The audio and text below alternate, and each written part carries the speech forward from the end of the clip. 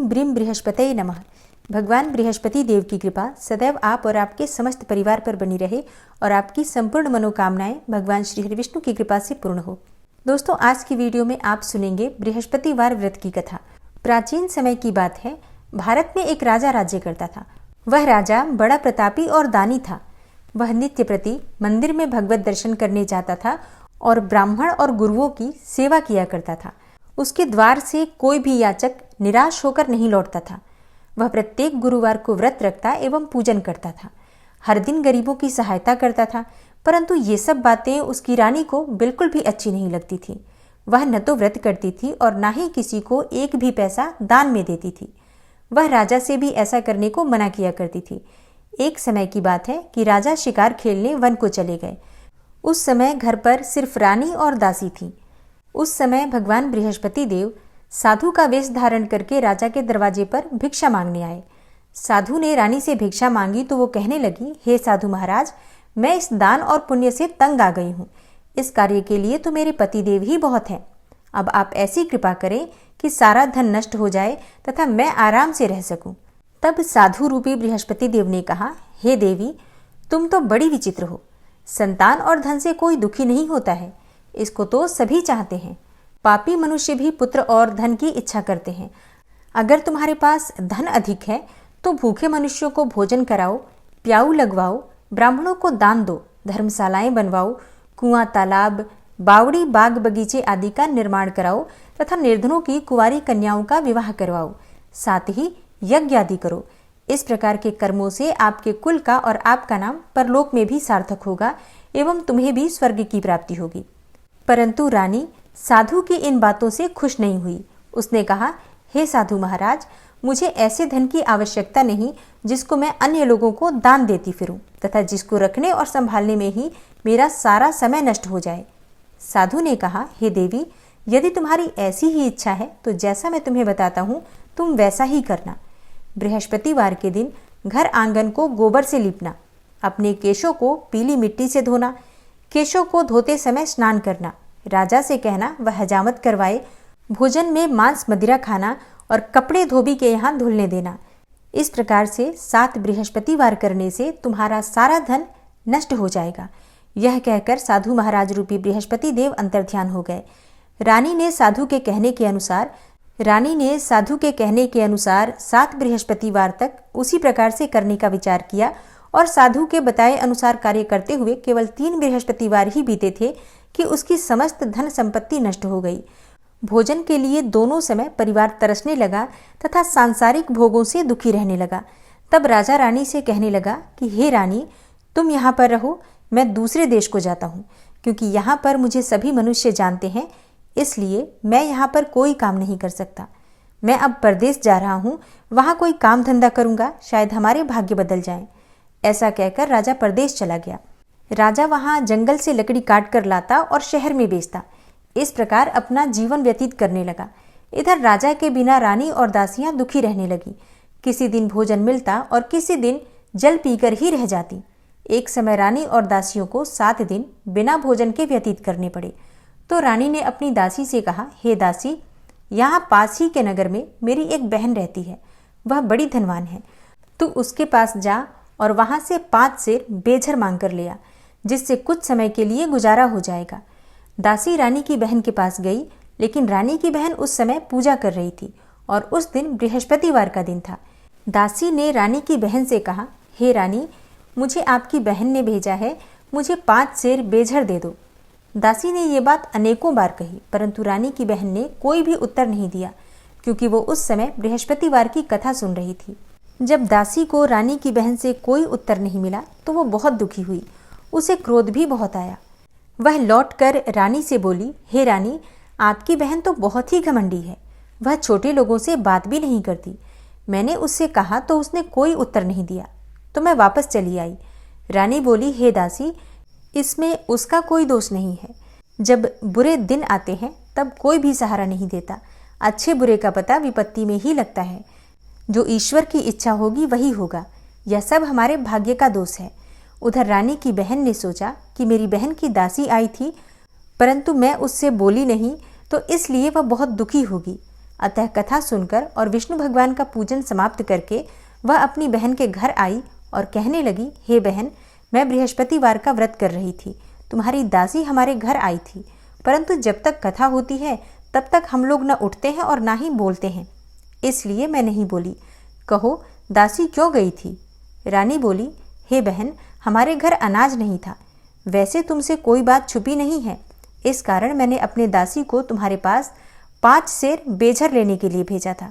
रानी की बहन बोली, बहन देखो, बृहस्पति भगवान सबकी मनोकामना पूर्ण करते हैं। देखो, शायद तुम्हारे घर में ही अनाज रखा हो। यह सुनकर दासी घर के अंदर गई तो वहां उसे एक घड़ा बेझर का भरा हुआ मिल गया। उसे बड़ी हैरानी हुई, क्योंकि उसने एक एक बर्तन देख लिया था।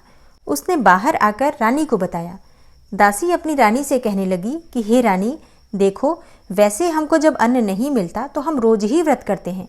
अगर इनसे व्रत की विधि और कथा पूछ ली जाए तो उसे हम भी कर लिया करेंगे। तब दासी के कहने पर रानी ने अपनी बहन से बृहस्पतिवार व्रत के बारे में पूछा।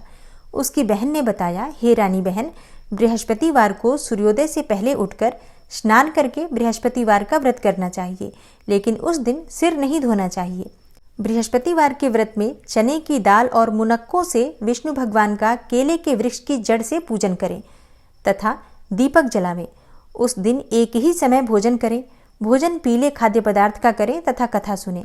इस प्रकार करने से गुरु भगवान प्रसन्न होते हैं, अन्न, पुत्र और धन देते हैं। इस तरह व्रत और पूजन की विधि बताकर रानी की बहन अपने घर लौट गई। दासी और रानी दोनों ने निश्चय किया कि वे बृहस्पति देव भगवान का पूजन जरूर करेंगी। 7 दिन के बाद जब बृहस्पतिवार आया तो उन्होंने व्रत रखा। घुड़साल में जाकर चना और गुड़ बीन लाई तथा उसकी दाल से केले की जड़ में विष्णु भगवान का पूजन किया। अब भोजन कहाँ से आए, इस बात को लेकर दोनों बहुत दुखी थी, परंतु उन्होंने व्रत किया था, इस कारण बृहस्पति देव भगवान प्रसन्न थे। वे एक साधारण व्यक्ति के रूप में 2 थालों में सुंदर पीला भोजन लेकर आए और दासी को देकर बोले, हे दासी, यह भोजन तुम्हारे और रानी के लिए है, तुम दोनों करना। दासी भोजन पाकर बड़ी प्रसन्न हुई और रानी से बोली, रानी जी, भोजन कर लो। रानी को भोजन आने के बारे में कुछ भी पता नहीं था, इसलिए वह दासी से बोली, जा तू ही भोजन कर, क्योंकि तू हमारी व्यर्थ में हंसी उड़ाती है। दासी बोली, एक व्यक्ति अभी अभी भोजन देकर गया है। रानी कहने लगी, वह भोजन तेरे लिए ही दे गया है, तू ही भोजन कर। दासी ने कहा, वह व्यक्ति हम दोनों के लिए 2 थालों में भोजन दे गया है, इसलिए मैं और आप दोनों ही साथ साथ भोजन करेंगी। फिर दोनों ने गुरु भगवान को नमस्कार करके भोजन प्रारंभ किया। उसके बाद से वे प्रत्येक बृहस्पतिवार को गुरु भगवान का व्रत और पूजन करने लगी। बृहस्पति भगवान की कृपा से उनके पास धन हो गया, परंतु रानी फिर पहले की तरह से आलस्य करने लगी। तब दासी बोली, देखो रानी, तुम पहले भी इसी प्रकार आलस्य करती थी, तुम्हें धन के रखने में कष्ट होता था, इस कारण सभी धन नष्ट हो गया। अब गुरु भगवान की कृपा से धन मिला है तो फिर तुम्हें आलस्य होता है। बड़ी मुसीबतों के बाद हमने यह धन पाया है, इसलिए हमें दान पुण्य करना चाहिए। दासी ने रानी से कहा कि हे रानी, तुम भूखे मनुष्यों को भोजन करवाओ, प्याऊ लगवाओ, ब्राह्मणों को दान दो, कुआं, तालाब, बावड़ी आदि का निर्माण करवाओ, मंदिर पाठशालाएं बनवाकर दान दो, कुंवारी कन्याओं का विवाह करवाओ, धन को शुभ कार्यों में खर्च करो, जिससे तुम्हारे कुल का यश बढ़े और स्वर्ग प्राप्त हो और पितृ प्रसन्न हो। दासी की बात मानकर रानी ने इसी प्रकार के कर्म करने प्रारंभ किए, जिससे उनका यश काफी फैलने लगा। एक दिन रानी और दासी आपस में विचार करने लगी कि न जाने राजा किस दशा में होंगे, उनकी कोई खोज खबर नहीं है। गुरु भगवान से उन्होंने प्रार्थना की और भगवान ने रात्रि में राजा को स्वप्न में कहा, हे राजा, उठ, तेरी रानी तुझको याद करती है, अब अपने देश को लौट जा। राजा प्रातःकाल उठकर जंगल से लकड़ियां काटकर लाने के लिए जंगल की ओर चल पड़ा। जंगल से गुजरते हुए वह सोचने लगा कि रानी की गलती की वजह से कितने दुख भोगने पड़े। राजपाट छोड़कर उसे जंगल में आकर रहना पड़ा। जंगल से लकड़ियां काटकर उन्हें बेचकर गुजारा करना पड़ा। उसी समय उस जंगल में बृहस्पति देव एक साधु का रूप धारण करके आए और राजा के पास आकर बोले, हे लकड़हारे, तुम इस सुनसान जंगल में किस चिंता में बैठे हो, मुझे बतलाओ। यह सुनकर राजा के नेत्रों में जल भर आया और वह साधु की वंदना करके बोला, हे प्रभु, आप तो सब कुछ जानने वाले हैं। इतना कहकर राजा ने साधु को अपनी संपूर्ण कहानी सुना दी। महात्मा तो स्वभाव से ही दयालु होते हैं। वे राजा से बोले, हे राजा, तुम्हारी पत्नी ने बृहस्पति देव के प्रति जो अपराध किया था, जिसके कारण तुम्हारी यह दशा हुई, अब तुम किसी प्रकार की चिंता मत करो। भगवान तुम्हें पहले से बहुत अधिक धन देंगे। देखो, तुम्हारी पत्नी ने बृहस्पतिवार का व्रत करना प्रारंभ कर दिया है और अब तुम भी बृहस्पतिवार का व्रत करके चने की दाल व गुड़ और जल को लोटे में डालकर केले के पत्ते से भगवान विष्णु का पूजन करो। फिर कथा कहो या सुनो। भगवान तुम्हारी सब मनोकामनाओं को पूर्ण करेंगे। साधु को प्रसन्न देखकर राजा बोला, हे प्रभु, मुझे लकड़ी बेचकर इतना पैसा भी नहीं बचता जिससे भोजन के उपरांत कुछ बचा सकूं। मैंने रात्रि में अपनी रानी को व्याकुल देखा है। मेरे पास कोई साधन नहीं जिससे उनका समाचार जान सकूं। फिर मैं बृहस्पतिवार की कौन सी कहानी कहूं या सुनूं? मुझको तो कुछ भी मालूम नहीं है। साधु ने कहा, हे राजा, तुम किसी बात की चिंता मत करो। बृहस्पतिवार के दिन तुम रोजाना की तरह लकड़ियां लेकर शहर में जाओ। तुम्हें रोज से दुगना धन प्राप्त होगा, जिससे तुम भली भांति भोजन कर लोगे तथा बृहस्पति देव की पूजा का सामान भी आ जाएगा। और बृहस्पति देव की कथा इस प्रकार है। प्राचीन काल में एक बहुत ही निर्धन ब्राह्मण रहता था। उसके कोई संतान नहीं थी। वह नित्य पूजा पाठ करता था, परंतु उसकी स्त्री बहुत ही मलिनता के साथ रहती थी। वह न तो स्नान करती थी और न ही किसी देवता का पूजन करती थी। प्रातःकाल उठते ही सर्वप्रथम भोजन करती थी, बाद में कोई अन्य कार्य करती थी। ब्राह्मण देवता बहुत दुखी रहते थे। वे पत्नी को बहुत समझाते, किंतु उसका कोई परिणाम नहीं निकलता था। भगवान की अनुकंपा से एक समय उस ब्राह्मण की पत्नी गर्भवती हुई और 10वें महीने एक सुंदर कन्या को जन्म दिया। निर्धन ब्राह्मण कन्या के जन्म से बहुत दुखी हुआ। धीरे धीरे ब्राह्मण की कन्या बड़ी होने लगी। बचपन से ही उस कन्या की रुचि भगवान विष्णु की पूजा में थी। वह प्रातः उठते ही स्नान आदि करके भगवान विष्णु की पूजा करने मंदिर में जाती थी। बृहस्पतिवार को व्रत करके विधिवत पूजा पाठ करती थी और पूजा पाठ करने के बाद पढ़ने के लिए पाठशाला में जाती थी। घर से चलते हुए वह मुट्ठी भर जौ साथ लेकर जाती और पाठशाला के रास्ते में थोड़े थोड़े जौ गिराती जाती थी। जब वह पाठशाला से घर लौटती तो जौ के वो दाने सोने में बदले हुए मिलते थे। लड़की सभी दाने सोने के बीन लाती थी। एक दिन जब वह सोने के दानों को साफ कर रही थी तो उसकी माँ ने कहा, बेटी, सोने के दाने साफ करने के लिए सोने का सूप भी होना चाहिए। अगले दिन बृहस्पतिवार था। उसने भगवान बृहस्पति देव की पूजा करते हुए प्रार्थना की कि हे भगवान, यदि आपका व्रत मैंने विधिवत किया है तो मुझे सोने का सूप दे दो। भगवान बृहस्पति देव ने उसकी मनोकामना पूरी करने का वचन दिया। पाठशाला से लौटते समय उसे रास्ते में सोने का सूप पड़ा हुआ मिला। घर लौटकर सोने का सूप अपनी माँ को दिखाकर वह सोने के दाने साफ करने लगी। उसी समय नगर का राजकुमार उसके घर के पास से गुजरा। उस सुंदर लड़की को सोने के सूप में जौ साफ करते देखकर राजकुमार उस पर मोहित हो गया। महल में लौटकर राजकुमार ने राजा से उस लड़की से विवाह करने की इच्छा प्रकट की। तो राजा ने ब्राह्मण को महल में बुलाकर राजकुमार से उस लड़की के विवाह की बात कही। ब्राह्मण तैयार हो गया। धूमधाम से उस लड़की का विवाह राजकुमार से हो गया। दुल्हन बनकर ब्राह्मण की लड़की महल में चली गई। लड़की के जाने से ब्राह्मण फिर से निर्धन हो गया। उसे कई कई दिन भोजन भी नहीं मिलता था। बहुत दुखी होकर ब्राह्मण एक दिन अपनी लड़की के पास गया। अपने पिता से निर्धनता का समाचार सुनकर उसे बहुत सा धन देकर पिता को विदा किया। उस धन से ब्राह्मण के कुछ दिन तो आराम से गुजर गए, लेकिन जल्दी ही फिर से भूखों मरने की हालत हो गई। ब्राह्मण अपनी लड़की से धन लेने के लिए फिर महल में पहुंचा। लड़की ने पिता की बुरी हालत देखकर कहा, पिताजी, आखिर कब तक आप मुझसे धन लेकर जीवन यापन करेंगे? आप कोई ऐसा उपाय क्यों नहीं करते जिससे कि आपका घर धन संपत्ति से भर जाए? ब्राह्मण ने कहा, मैंने तेरी माँ को बहुत समझा लिया, पर उसकी समझ में कुछ भी नहीं आता। उसका फूहड़पन नष्ट हो तो घर की निर्धनता भी दूर हो जाए। तब कुछ सोचकर लड़की ने पिता से कहा, हे पिताजी, आप कुछ दिनों के लिए माँ को मेरे पास छोड़ जाओ। तब कुछ सोचकर ब्राह्मण पत्नी को लड़की के पास महल में छोड़ आया। लड़की ने अपनी माँ से कहा, माँ, तुम कल प्रातःकाल उठकर स्नान आदि करके भगवान बृहस्पति देव का यानी कि विष्णु जी का पूजन अवश्य करना। पूजा करने से तुम्हारी निर्धनता अवश्य ही दूर हो जाएगी। लेकिन उसकी माँ ने उसकी कोई बात नहीं मानी। तब क्रोधित होकर लड़की ने अपनी माँ को एक कक्ष में बंद कर दिया। सूर्योदय के समय माँ को उठाकर जबरदस्ती उसे स्नान कराया, फिर मंदिर में ले जाकर भगवान बृहस्पति देव की पूजा कराई। कुछ दिनों तक ऐसा करने से माँ की बुद्धि में परिवर्तन हुआ और वह स्वयं ही बृहस्पतिवार का व्रत रखने लगी। उसके व्रत रखने से ब्राह्मण के घर में भगवान विष्णु की अनुकंपा से धन की वर्षा होने लगी। दोनों पति पत्नी धन संपत्ति पाकर आनंद पूर्वक जीवन यापन करते हुए विष्णु धाम को चले गए। लकड़हारा बने राजा ने उन साधु से भगवान बृहस्पति देव की यह कथा सुनकर बृहस्पतिवार का व्रत करके भगवान विष्णु की पूजा की। उस दिन से उसके सभी क्लेश दूर हो गए। लेकिन अगले बृहस्पतिवार को कामकाज में अधिक व्यस्त रहने के कारण उसने भगवान बृहस्पति देव का व्रत नहीं किया। भगवान बृहस्पति देव लकड़हारे से क्रोधित हो गए और उसे भूल की सजा दी। उस दिन नगर के राजा ने नगर में घोषणा करके सबको सूचित किया कि प्रत्येक नागरिक मेरे महल में भोजन करने आए, जो नहीं आएगा उसे अपराधी मानकर भारी दंड दिया जाएगा। लकड़हारा बने राजा ने उस नगर के राजा की घोषणा तो सुनी, लेकिन जंगल से लकड़ी काटकर लाने और उन्हें बेचने में देर हो जाने के कारण वह समय पर महल में भोजन करने नहीं जा सका। अतः राजा के सैनिक उसे पकड़कर महल में ले गए। राजा ने उसे महल के एक कक्ष में बिठाकर भोजन कराया। उस कक्ष में एक खूंटी पर रानी का सोने का हार लटका हुआ था। लकड़हारा अकेला उस कक्ष में भोजन कर रहा था। तभी उसने एक आश्चर्यजनक घटना घटती देखी। देखते ही देखते वह खूंटी हार को निगल गई। थोड़ी देर के बाद राजा ने हार को गायब देखा तो लकड़हारे को कारावास में डलवा दिया।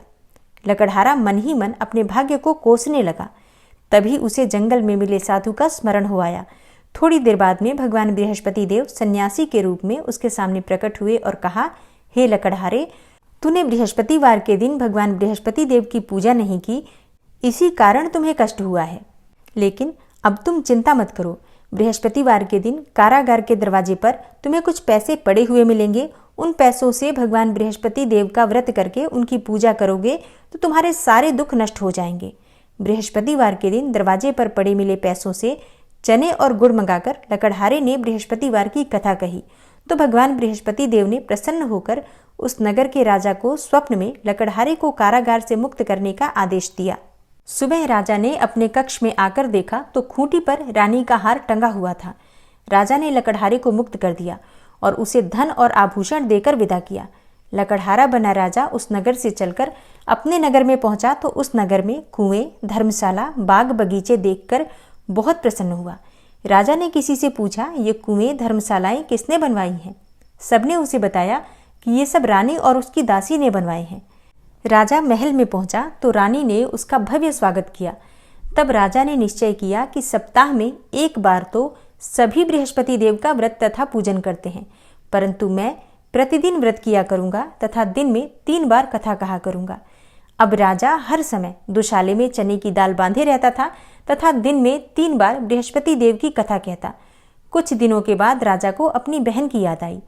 एक दिन घोड़े पर सवार होकर राजा अपनी बहन से मिलने चल दिया।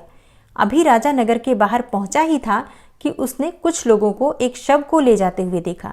राजा को स्मरण हो आया कि आज उसने किसी को बृहस्पतिवार की कथा नहीं सुनाई। राजा ने उन लोगों को रोक कर कहा, हे भाइयों, आप सबको ले जाने से पहले मुझसे बृहस्पतिवार की कथा सुन लें। लोगों ने राजा पर क्रोधित होते हुए कहा, तुम पागल तो नहीं हो? लेकिन कुछ बड़े बूढ़े लोगों ने कहा, अच्छा भाई, साथ में चलते चलते तुम अपनी कथा भी सुना लो।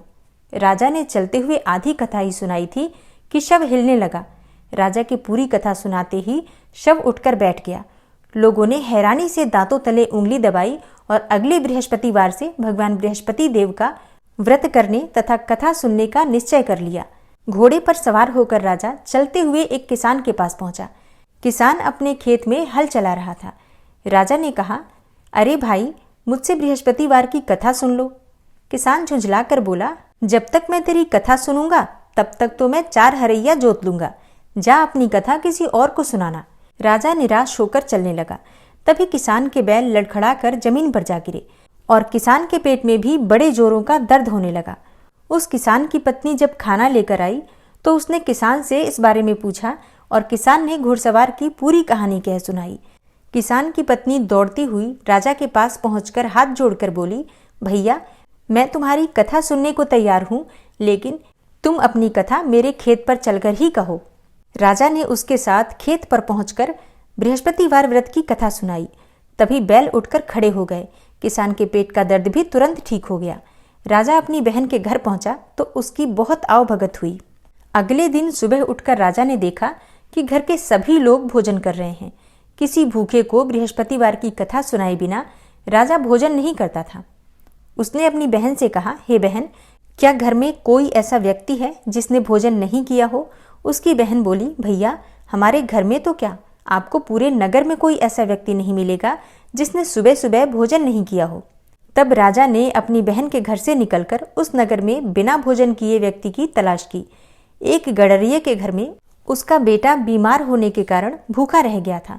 राजा ने उसको जाकर बृहस्पतिवार व्रत की कथा सुनाई।